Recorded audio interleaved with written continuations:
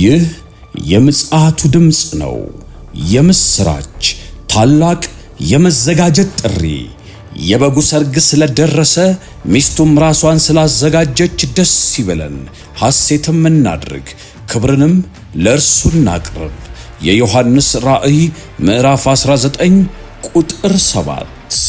ሰላም ጤና ይስጥልኝ። በመላው ዓለም ናችሁ የድንቅ ፍጻሜ ዝግጅቶችን በጀመም ቴሌቪዥን እንዲሁም ደግሞ በድንቅ ፍጻሜ ቲዩብ የምትከታተሉ ቤተሰቦቻችን ጸጋና ሰላም ከሁላችሁ ጋር ይሁን።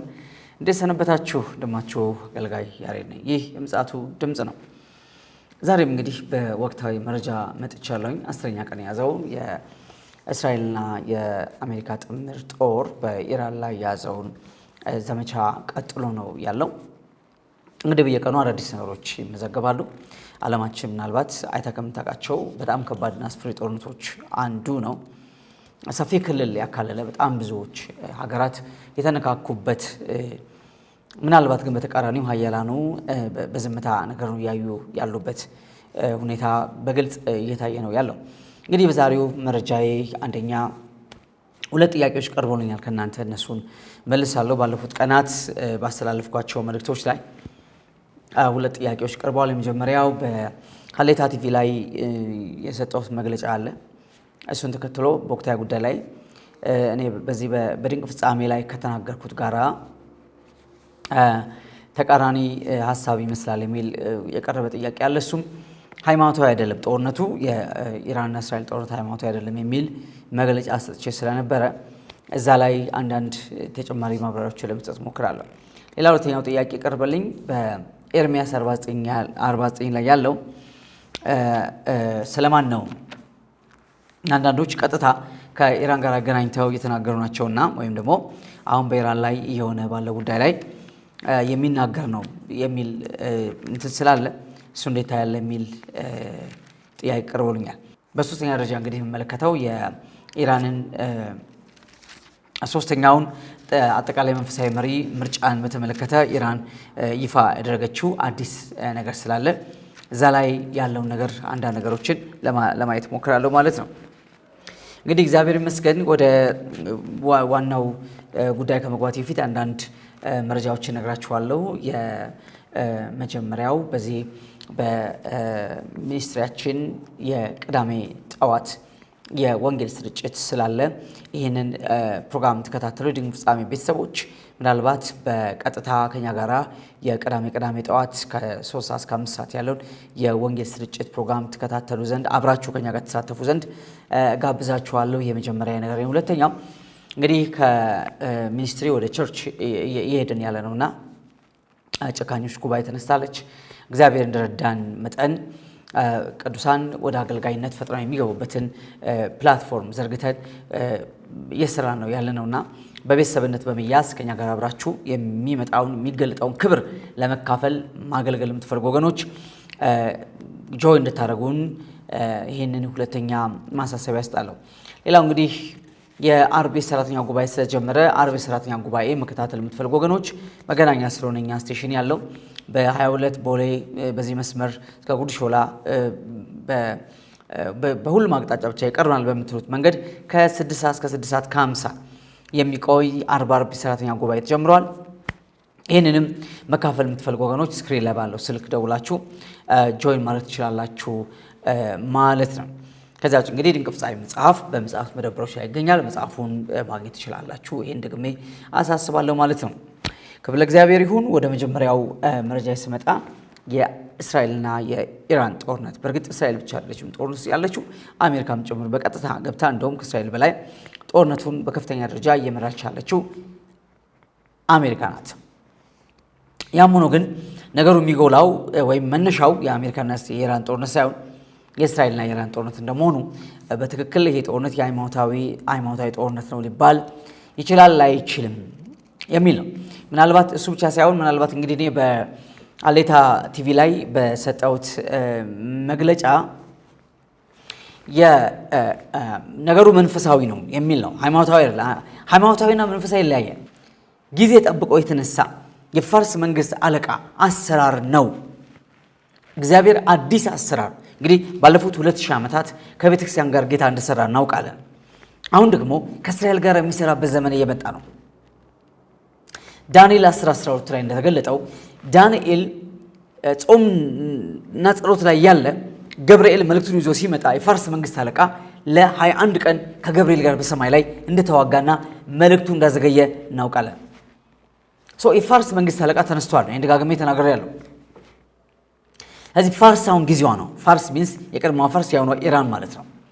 ጊዜዋ ነው እና ነገሩ መንፈሳዊ ነው። መንፈሳዊ ዓለም ላይ እየተጋጨ ያለ ነገር አለ። መንፈሳዊ ዓለም ላይ እየፈጠነ ያለ ነገር አለ። የዛ ነጸብራቅ ነው ለማለት ነው። ከዛ ውጭ ግን ሃይማኖታዊ የሚል ስያሜ ለዚህ መስጠት ግን አንችልም።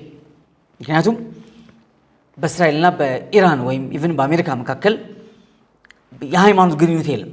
ኢራን እስልምና ብቻ ሳይሆን ሺዓ እስልምና ተከታይ ናት።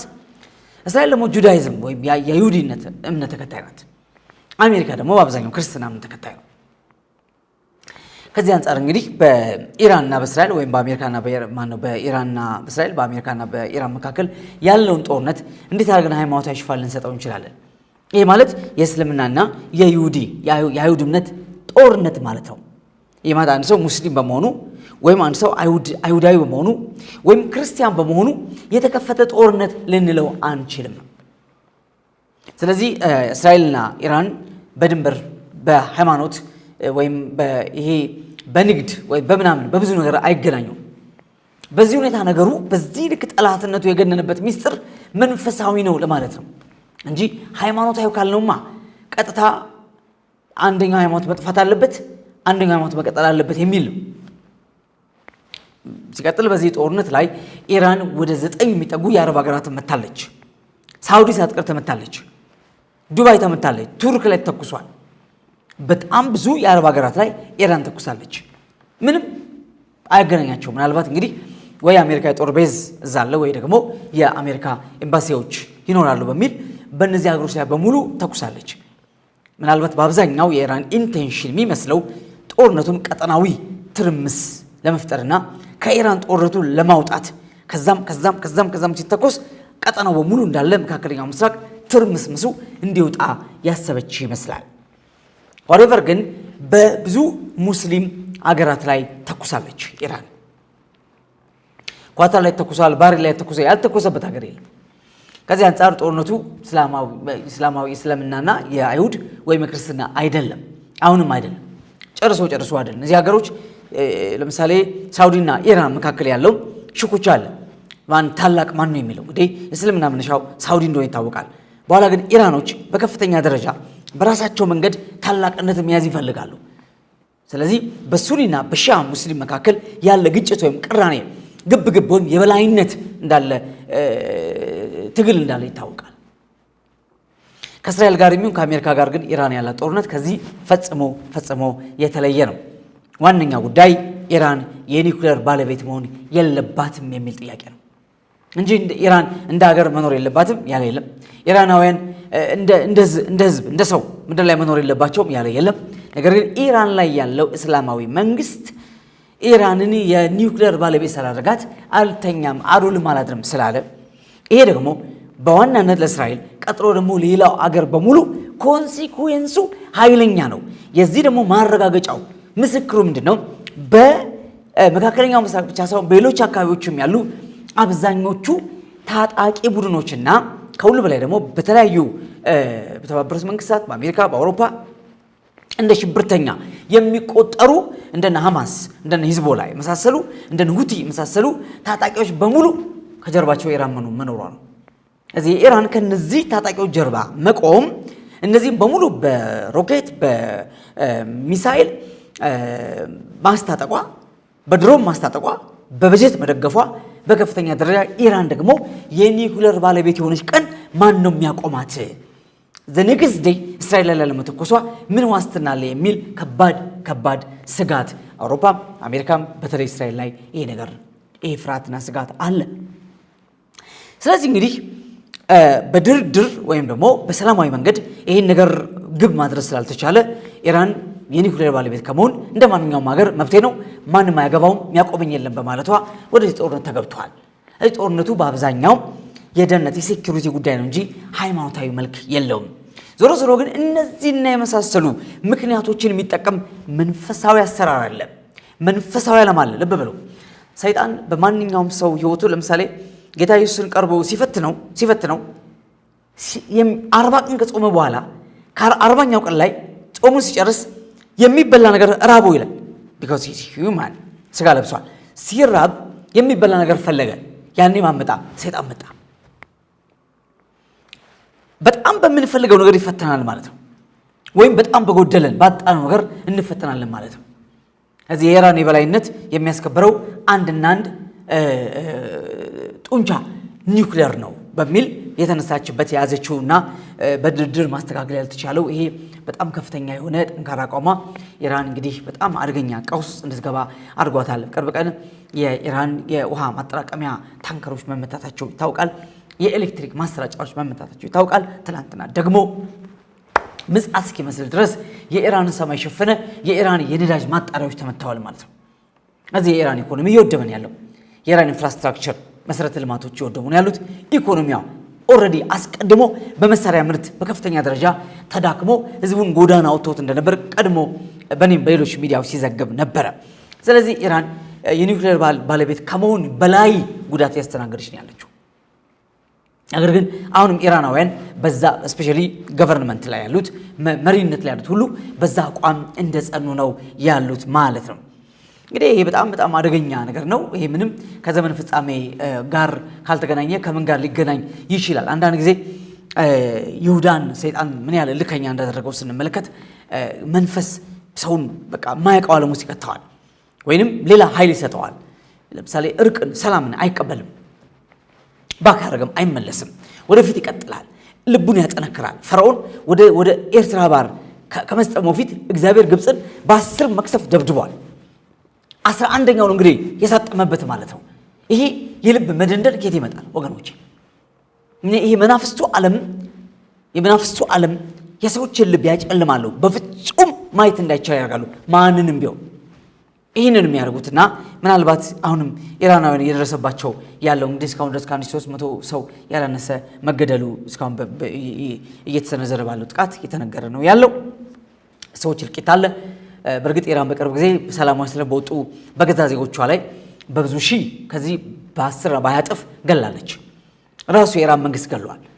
ታጣቂዎች ያልታጠቁ ንጹሃንን ሰላማዊ ሰልፍ የወጡ ሰዎችን ገለዋል። ከ30 ሺህ ያላነሰው መሞቱ እየተነገረ ያለው በሰላማዊ ሰልፉ ብቻ። ስለዚህ አሁን 1300 ሰው መገደሉ ኢራን የራሷ ህዝቧን ከገደለችው ቁጥር ውስጥ የሚገባ አይደለም። ይህን ያህል መሳሪያ እየተኮሰ ይሄ ማለት እንግዲህ አሜሪካም ይሁን እስራኤል በጣም በጥንቃቄ በተመረጡ ወታደራዊ ተቋማት ላይ የመንግስት ተቋማት ላይ ወይም ደግሞ መሪዎች ላይ እስራኤል በተለይ መሪዎችን ማደን ዋነኛ ተልዕኮዋ ይሄ ነው። በኢራን ላይ ያሉ የጦር መሪዎችን፣ የፖለቲካ መሪዎችን፣ የሃይማኖት መሪዎችን ማደን። በዚህ መንገድ ጦርነቱ በተመረጡ ቦታዎች ላይ በጥንቃቄ ስለሚደረግ ነው እንጂ በተተኮሰው ይሄን ያህል አይደለም። ከዚህ 100 እጥፍ ሰው ያልቅ ነበረ። ስለዚህ ዓላማውን ጦርነቱ የኢራን ህዝብ አይደለም። ኢራን ላይ ያለው አስተዳደር ወይም ሪዮት አመለካከት ግን መቀየር አለበት የሚል ጽኑ አቋም በአሜሪካና በእስራኤል ተይዟል። ጦርነቱ እንግዲህ ዛሬ 10ኛ ቀን ሆኖታል። ኢራን እንግዲህ በዚህ ደረጃ በጣም ከፍተኛ ውድመት፣ ከፍተኛ ቀውስ ያስተናገደች ቀጥላለች ማለት ነው። መቼስ ይሄን ለማንም አያድረስ። ግን ይሄና አሁን ያለንበትና መጪው ዘመን ምንም ከዚህ የተለየ ጣፋንታ የለውም። በዚሁ የጦርነት አባዜው የሚቀጥለው የሚሆነው እውነት ለመናገር መጽሐፍ እንደሚለው በመጨረሻው ቀን የሚያስጨንቅ ዘመን እንዲመጣ ይነው አለቀ። እንግዲህ አንዱ ጦርነት ነው፣ ሌላው ደግሞ ወረርሽኝ ነው፣ ሌላው ተፈጥሮና ሰው ሰራሽ አደጋዎች ናቸው፣ ሌላው ድርቅ ነው፣ ረሃብ ነው። ምኑ ተይዞ ከዚህ በኋላ ዓለማችን እየገባችበት ያለው አስፈሪ ነገር እየጨመረ ነው እንጂ እየቀነሰ አይመጣም። ቴክኖሎጂ ዓለምን ከስጋት አላደረም፣ እንደውም ስጋቱን አባሰው። ስልጣኔ ስጋቱን አባሰው። ሰው እግዚአብሔርን በማወቅ ብቻ በማመን ብቻ ከስጋቱ ያርፋል፣ ከጥፋት ይድናል። ለምን? እግዚአብሔር መልካም ነው፣ በመከራም ቀን መሸሸጊያ ነው፣ በእርሱ የሚታመኑበትንም ያውቃል ተብሎ ስለጻፈ ነው ወገኖቼ። ይሄ ነው እንግዲህ። ስለዚህ መጀመሪያው ጥያቄ በዚህ መንገድ ትሪት አደርጋለሁኝ። ሁለተኛው በትንቢተ ኤርምያስ ምዕራፍ 49 ላይ የጠቀሰ አንድ ቃል አለ እና ስለ ብዙ ሀገሮች የተነገረ ቃል ነው። ስለ ብዙ ሀገሮች የተነገረ ቃል ነው። ነገር ግን ምን የሚል ቃል እናገኛለን? ትንቢተ ኤርምያስ ምዕራፍ 49 ላይ ቁጥር 35 ጀምሮ ባነበው በይሁዳ ንጉሥ በሴዴቅያስ መንግስት መጀመሪያ ስለ ኤላም ወደ ነቢዩ ወደ ኤርምያስ የመጣው እግዚአብሔር ቃል ነው። ጌታው ጌታ እግዚአብሔር እንዲህ ይላል፣ ነው ዋና የኃይላቸው መሳሪያ የሆነውን የኤላምን ቀስት ሰብራለሁ። ችናት የምትፈልጉ የኤላምን ቀስት ሰብራለሁ። የኤላም ኢራን ከሆነች አሁን የኢራን ቀስቷ የተሰበረ ቀስት እንግዲህ በድሮ ቋንቋ የሚናገረው ሚሳይል ማለት ነው፣ ኒኩለር ማለት ነው፣ ሮኬት ማለት ነው። ድሮ ነው ቀስት የነበረው። ይሄ መጽሐፍ የዛሬ 2500 600 700 ዓመት ሲጻፍ የነበረው ቀስት ነው። ጦር ነው የነበረው፣ ጋሻ ነው የነበረው። ሕዝቅኤልም ሲናገር ጋሻና ጦር ይላል። በቃ መጽሐፉ በሚያውቀው ቋንቋ ነው የሚናገር ወገኖቼ። ስለዚህ የዛ ዘመን ቀስት አሁን ሮኬት ሆኗል፣ ሚሳይል ሆኗል፣ ኒኩለር ሆኗል ማለት ነው። ይህንን ግምት ውስጥ ማስገባት ጥሩ ነው። እና ስለ ጌታ እግዚአብሔር እንዲህ ይላል፣ ነው ዋና ያላቸው መሳሪያ የሆነውን የኤላምን ቀስት ሰብራለሁ። የኤላምን ቀስት ሰብራለሁ፣ ከአራቱም ከሰማይ ማዕዘናት አራቱን ነፋሳት በኤላም ላይ አመጣለሁ። አራቱን ነፋሳት ከአራቱ ማዕዘናት በኤላም ላይ አመጣለሁ፣ ወደ እነዚያም ነፋሳት ሁሉ እበትናቸዋለሁ። ከኤላም የተሰደዱ ሰዎች የማይደርሱበት ሕዝብ አይገኝም። በጠላቶቻቸውና ነፍሳቸውን በሚሹት ፊት ኤላምን አስደነግጣለሁ። ኤላም ኢራን ከሆነች ወደ አራቱ ነፋሳት በትናታለሁ የሚለው አስደነግጣለሁ የሚለው በጠላቶቿ ፊት አትቆም ትደነግጣለች ነው የሚለው። ክፉ ነገርን እርሱም ጽኑ ቁጣዬን አመጣባቸዋለሁ ይላል እግዚአብሔር። እስካጠፋቸውም ድረስ በኋላቸው ሰይፍ እሰድባቸዋለሁ፣ ዙፋኔንም በኤላም አኖራለሁ፣ ከዚያም ንጉሡና አለቆቹን አጠፋለሁ ይላል እግዚአብሔር። ነገር ግን በኋለኛው ዘመን የኤላምን ምርኮ እመልሳለሁ ይላል እግዚአብሔር። ከመበተን በኋላ መሰብሰብ፣ ከጥፋት በኋላ እንደገና የምርኮ መመለስ። ኢቭን እግዚአብሔር ዙፋኔን በኤላም አኖራለሁ ይላል። ይገርማል፣ በጣም ይገርማል። ምናልባት ኤላም ማንናት የሚለው ጥያቄ ስናነሳ እንግዲህ ኤላም በኢራን ደቡባዊ ምዕራብ ግዛት የኢራን ደቡባዊ ምዕራብ ግዛት ነበረ ኤላም ተብሎ የሚጠራው ማለት ነው። እንግዲህ ኤርምያስ ይህን ትንቢት በሚናገርበት ዘመን በጣም ከፍተኛ ስልጣኔ የነበረበት አካባቢ ሲሆን ሱሳ ዋና ከተማው ነበረ። ሱሳ እንግዲህ በሱሳ ግንብ በፋርስ ንጉሥ በአርጤክስ ዘመን በሱሳ ግንብ ሃማ ያወጀውን አዋጅ እናውቃለን። ያ አዋጅ የታወጀው በሱሳ ግንብ ላይ ነው የታወጀው። ሱሳ ዋና ከተማ የሆነላት የኢራን ደቡባዊ ምዕራብ ግዛት የነበረው ኤላም ተብሎ ይጠራል። ምናልባት ያን ጊዜ ያኔ የመንግስት መቀመጫ ነበር ማለት ነው። ዞሮ ዞሮ ኢራን ነው፣ ግን የተወሰነ ክልልን ያሳያል። ያው እንደምናውቀው ካፒታሎች ወይም ዋና ዋና ከተሞች ከጊዜ ወደ ጊዜ ምን ያደርጋሉ? ሽፍት ያደርጋሉ፣ ይቀያየራሉ። እና ዞሮ ዞሮ ኤላም ኢራን ናት። የስ ኢራን ናት። ያኔ የነበረው ግን ያን አካባቢ በአብዛኛው የሚያሳይ ነበር ማለት ነው። ከዛ በኋላ እንግዲህ በብዙ መንገድ ለምሳሌ ዛሬ ቴህራን ነው ዋና ከተማው፣ ቴህራን ነው። ኢራን በጣም ሰፊ ግዛት፣ ትልቅ ህዝብ ነው። ከ90 ሚሊዮን ህዝብ በላይ የሚኖርበት ሀገር ነው። ትልቅ ሀገርና ከሁሉ በላይ በጣም ጥንታዊ ታሪክ ያለው ዓለምን ከገዙ 4 መንግስታት፣ የመጀመሪያው ኢራቅ ወይም ደግሞ ባቢሎን ኢራቅ፣ ሁለተኛዋ ፋርስ ኢራን ሁለተኛ ዓለም የገዛችው ናት። ሶስተኛዋ ዓለም የገዛችው ግሪክ ናት። አራተኛዋ ዓለም የገዛችው ኢየሱስ የተወለደባት የሮም መንግስት ናት። በዚህ መንግስት ዘመን ኢየሱስ የማይጠፋ መንግስት ይዞ ተወለደ ማለት ነው። ስለዚህ እንግዲህ ዓለምን ከኢራቅ ቀጥላ የገዛችው ኢራን ናት። ወይም ደግሞ በዛ ዘመን እንግዲህ ኤላም ሱሳ ዋና ከተማ ሆኖ በጣም በከፍተኛ ደረጃ ስልጣኔ የነበረባት የመንግስት መቀመጫ የነበረች ቦታ ነበረች ማለት ነው። እንግዲህ እዚህ ጋር የተነገረውን ቃል ስንመለከት አንደኛ እግዚአብሔር ኤላምን ቀስቷን ሰብራለሁ፣ ህዝቧን አስደነግጣለሁ፣ በጠላቶቿ ፊት መቆም አትችልም ይላል። ኤላም በጠላቶቿ ፊት ትደነግጣለች፣ መቆም አትችልም ይልና በአራቱ የነፋስ አቅጣጫ እበትናቸዋለሁ ይላል። በምድር ላይ በትናል። አንድም በቃ የኤላም ሰው ወይም ደግሞ ኢራናዊ የማይገኝበት የዓለም ክልል አይኖርም። ይህም በአንድ ወቅት ስፔሲፊክ በሆነ አደጋ፣ ለምሳሌ ጦርነት ሊሆን ይችላል። በጠላቶቿ ፊት ካለ ጦርነት መተውባታል ማለት ነው። እንደን ይበተናሉ። እንግዲህ እስካሁን እንደምናውቀው ሆነ ኢራናውያን አልተበተኑ ኢራናውያን አልተበተኑ። ግን ማይሸሸግ እንዳቃለ በዓለም ላይ ክርስትና በከፍተኛ ደረጃ እየተስፋፋ ያለባት ሀገር ብትኖር ኢራን ናት። በጣም እጅግ በጣም ኃያላን ሚሽነሪዎች ነፍሳቸውን የሰው ላውሬ የተሰጡ በእሳት የተቃጠሉ በስቅላት የተገደሉ ወንጌል ጨብጠው እንደ ወንጀለኛ የተገደሉ በጣም ብዙዎች ብዙ ዘር አፍርተዋል። ብዙ ሚሊዮኖች ኢራን ላይ ኢየሱስ ጌታ ነው ብለው አምነው ተቀብለዋል። ክርስትና በሚያስገርም እና በሚያስደንቅ ፍጥነት እንደውም በአያቶላ አሊ ካሚኒ ሞት ራሱ ብቻ እኚህ ሰው በሞታቸው ብቻ ሪሊፍ ስላገኙ በብዙ ሚሊዮን የሚቆጠሩ ሰዎች ከእስልምና ወደ ክርስትና መምጣታቸው ተነግሯል። ምናልባት ሚሊየንስ ማለት ነው። ለምን? ከባድ ዛቻ፣ ከባድ ቅጣት፣ ከባድ ማስፈራሪያ፣ ስደት ነው ያለባቸው። ስለዚህ ዙፋኔን በኤላም ላይ አኖራለሁ ሲል እግዚአብሔር ይሄ ትንቢት በእርግጥ የተፈጸመ ትንቢት ነው? አሁን እየተፈጸመ ያለ ትንቢት ነው? ኦር ወደፊት ገና የሚጠበቅ ትንቢት ነው? ይህንን መጠየቅ አለብን። ለምን? መጽሐፍ ቅዱስ እንደሚለው ትንቢትን ማንም እንደገዛ ፈቃዱ ሊተረጉም አልተፈቀደለትም ስለሚል ጥንቃቄ ያስፈልጋል። አንድ ሳይን የሚሆነን አሁን ይሄ ቃል ኢራን ናት ብለን ብንወስድ ወይም የኢራን ክፍል እንደነበር ኤላም ተናገር ያለው ግን ወደ 4 የሰማይ ነፋሳት ተበትናቸዋለሁ፣ አንድም የኤላም ነዋሪ የማይገኝበት የዓለም ክፍል የለም አለ። ይሄ አልተፈጸመም ገና። ምናልባት ጦርነቱ ከዚህ በላይ ቀጥሎ አስፈሪና አስደንጋጭ ሆኖ ኢራን ላይ መኖር የማይቻል ሆኖ ከተበተኑ ይሄን ቃል በቃል እናገኘዋለን እንጂ እውነት ነው። በእርግጥ አሁንም ኢራን እየተኮሰች ነው ያለችው። ቴል አቪቭ ላይ ተኩሳለች። አሜሪካንም ጭምር ልመታ እችላለሁ እያለች ታስፈራራ ነበር። ገና ነው። ለምን? እንግዲህ ባለፈው 30 ምናምን ዓመት 7 ዓመት ካሚኒ በነበረው በዘመኑ በሙሉ የኢራን ዋነኛ ስራ ሚሳይል ፕሮዲውስ ማድረግ ነበር። ድሮኖችና ከፍተኛ ሮኬቶችን ማምረት ነበር። እንግዲህ ይሄ ትንቢት የሚቀረው ነገር አለ።